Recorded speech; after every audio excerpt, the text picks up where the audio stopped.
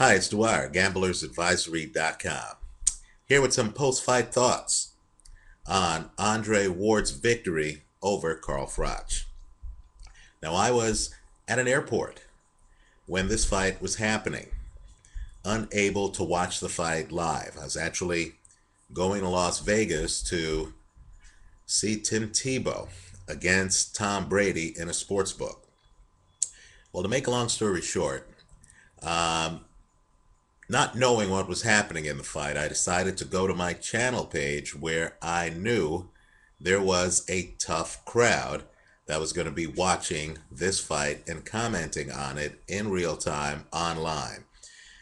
A group of boxing fans who spend a lot of time arguing not just who's the best pound for pound and who's underrated, but also how fighters like Carl Froch and Andre Ward would have done against prime Joe Calzaghe and prime Roy Jones. And I'm talking about Vaccinate, Mega We Love It, Rafa Classic, OJ Stinson, Reign Supreme 287, Black Messiah, Too Sharp Lights Out, Checkmate 734, and many, many others. Very tough boxing crowd on my channel page. And while I was at the airport about to hop on a plane, I saw that the people on my channel page were breathlessly talking about a classic that was unfolding right before their eyes, a masterpiece being put together by a master. It was as if they were watching Picasso paint. So, when I finally had an opportunity, I saw this Carl Froch Andre Ward fight, and let me just say, it is a masterpiece. This is the kind of fight that you really need to save on your computer or on your phone and take out every now and then to see how the sport is supposed to be done. Let's talk about it. Here's what I saw very first round, right? Let's do a point of view from Carl Froch's point of view because it just comes across better and it's more understandable. You're Carl Froch, right? You have a great jab. Not a good jab, a great jab. And it's a long jab, right? You're sideways, you're right-handed, right? That's your backup punch. You're right-handed. You're leading with your left jab. And it's a long jab. In other words, you're far back, you lean forward, you hit your opponent from great range. So long. And because you have very long arms, and I mean very long arms, it's very hard for anybody to come over the top of that jab, right? To throw punches over the jab, to literally time your jab so that when you throw it and you hit a guy with a very long jab, it's very hard for them to hit you coming in from your left, right? Very hard, right? Plus, Froch is savvy. He's a technician. He also has his chin tucked behind his shoulder when he throws the jab. So it's very hard to come in from Froch's left side, right? Froch also has a right hand that throws one of boxing's best uppercuts, right? And Froch is able to, because his jab is so long, right? It's such a long jab. I'll show you the side view. It's such a long jab that Froch is able to keep his right hand low, right?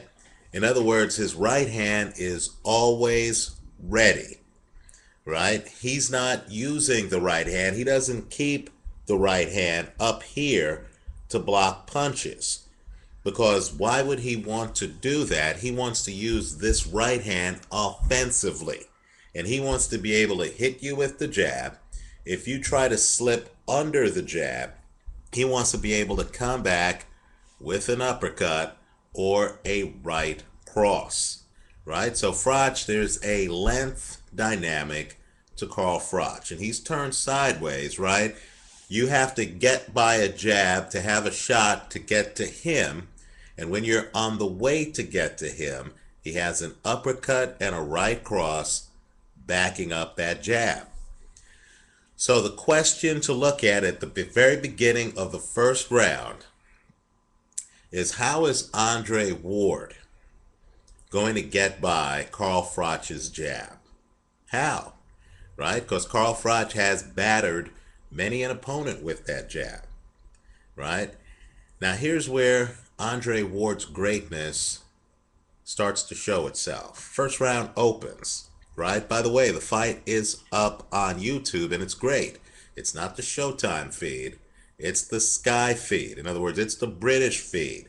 It's not a Andre Ward hometown commentating crowd. This is actually a UK commentating crowd, right? Arguably for Carl Froch. Well, let's just put it this way.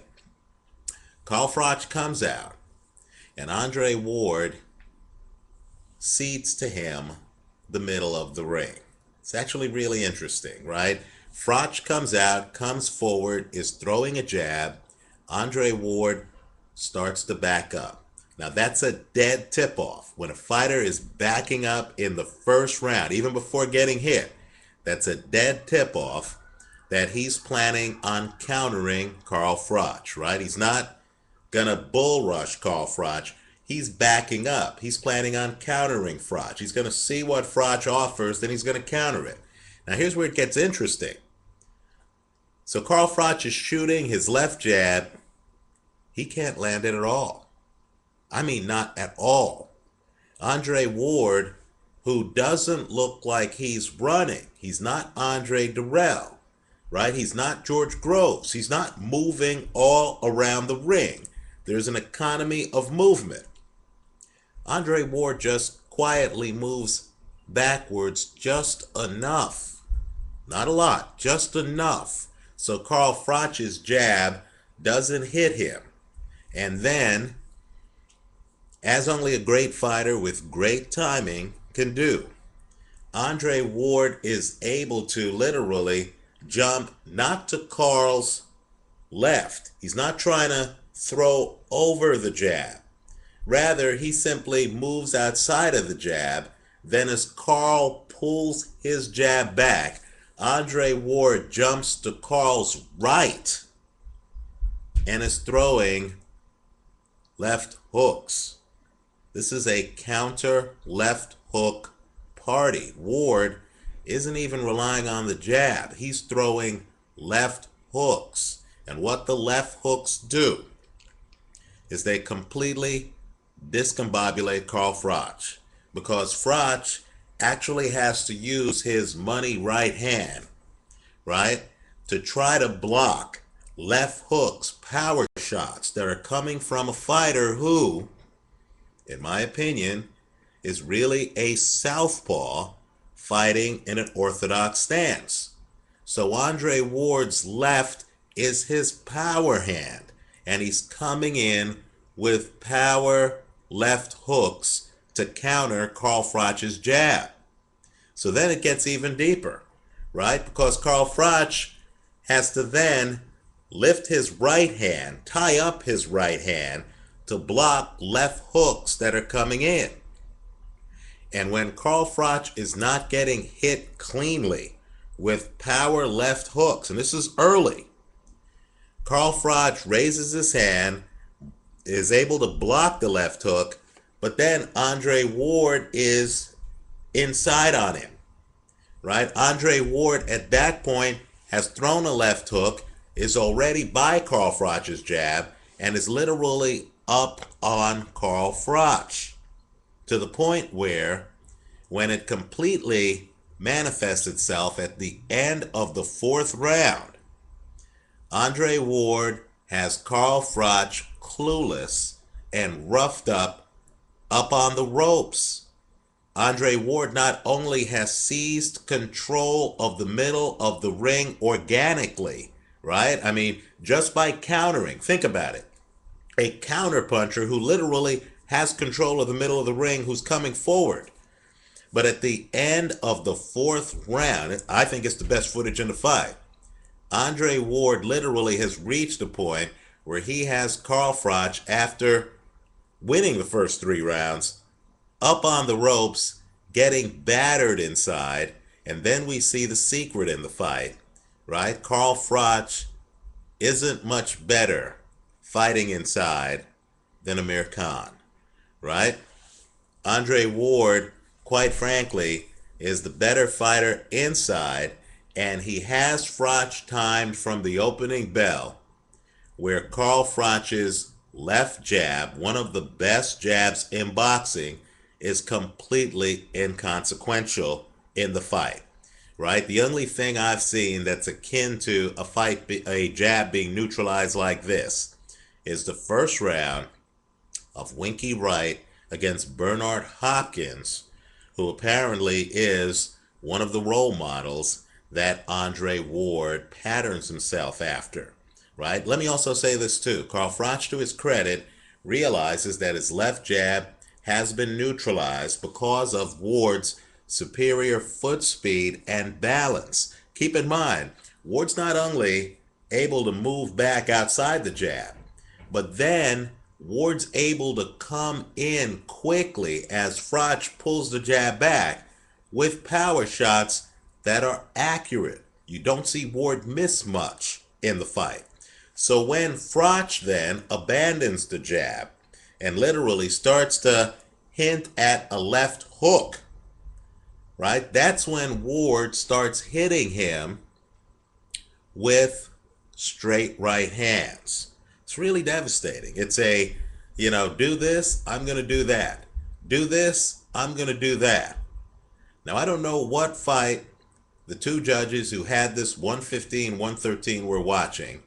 From where I sat, this fight was a near shutout. You really have to be generous to Carl Froch to give him a round, right? Andre Ward, it's not just the punches landed. It's where they are in the ring and who's doing what they want to do, right? Andre Ward is hitting Carl Froch flush with counter left hooks, and then he starts to hit Carl Froch flush with straight right hands, right? It's really devastating. We don't see Carl Froch's uppercut completely neutralized, right? What Ward has done is taken away Carl Froch's best weapons. Now, Froch, who I think is one of the better fighters in the sport, I think Carl Froch is a major technician in the sport. Froch then tries to go to Andre Ward's body. The problem is Andre Ward is a much better body puncher than Carl Froch, right? You see that at the end of the 4th round when Andre Ward gets up on Carl Froch's chest. Quite frankly, I think it's the moment in the fight, and he roughs up Carl Froch. And it's stunning because the British announcers literally say, wow, I thought Carl Froch would be the one who wanted to make this a fight up on the ropes. The point is this: wherever the fight was, whether it's with Ward backing up at the beginning of the fight, whether it's in the middle of the ring, or whether it's over at the ropes, Andre Ward had the clear advantage. And Andre Ward is a guy who's a chameleon, right? Normally, counterpunchers like to stay outside, don't like to get down and dirty. Here you have a counterpuncher who, by the way, is not countering with jabs.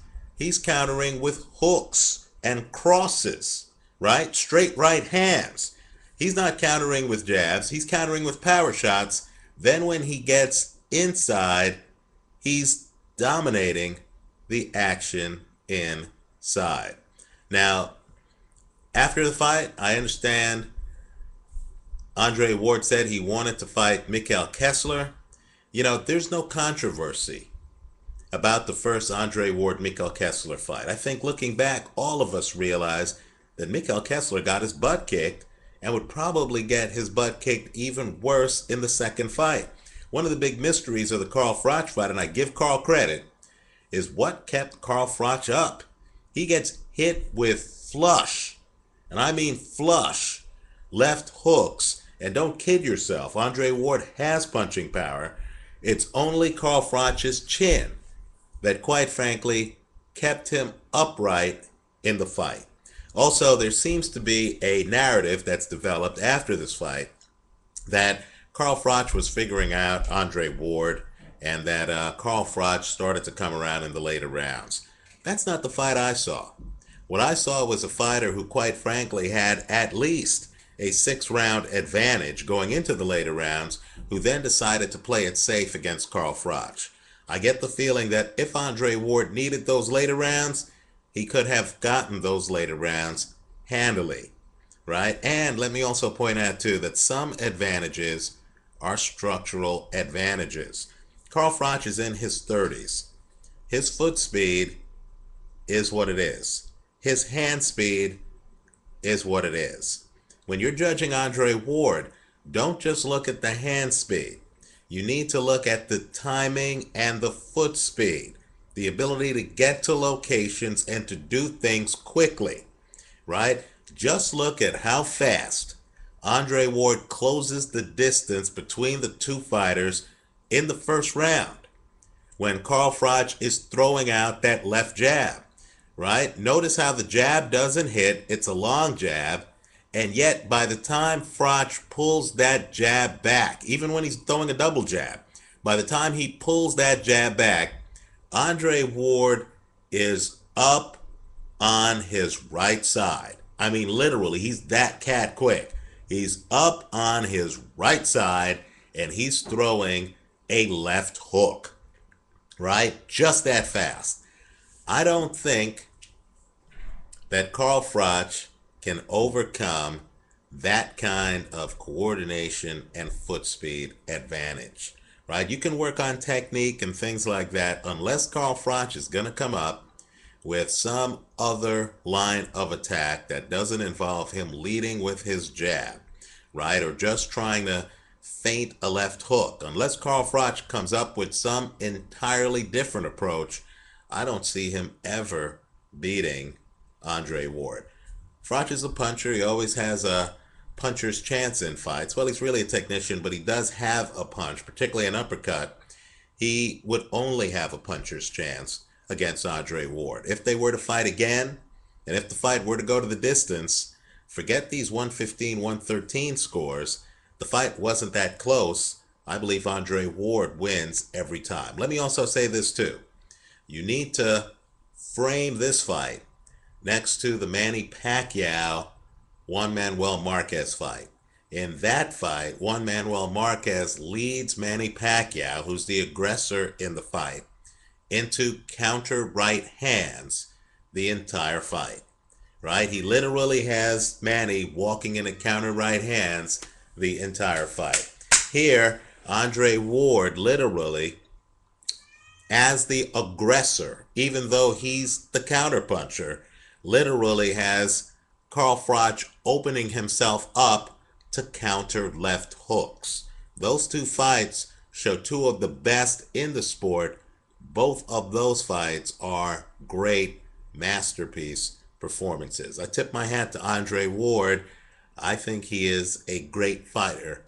The fight I want to see. And let me just say, on my page, Dwyer Top10Boxing.blogspot.com, longtime viewers know that I've had Andre Ward as the third best boxer pound for pound in the world since that page went up.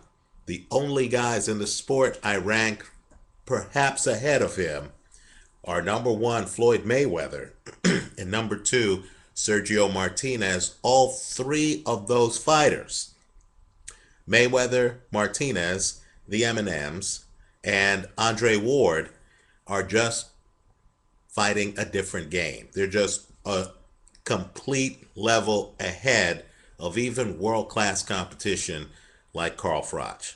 Let me know what you think. Leave your comments for me here on YouTube. Visit us at DwyerTop10Boxing.blogspot.com and GamblersAdvisory.com, and also stop by my channel page. You'll be surprised at how good the boxing talk is among the YouTube boxing fans. Thanks for watching. Bye-bye.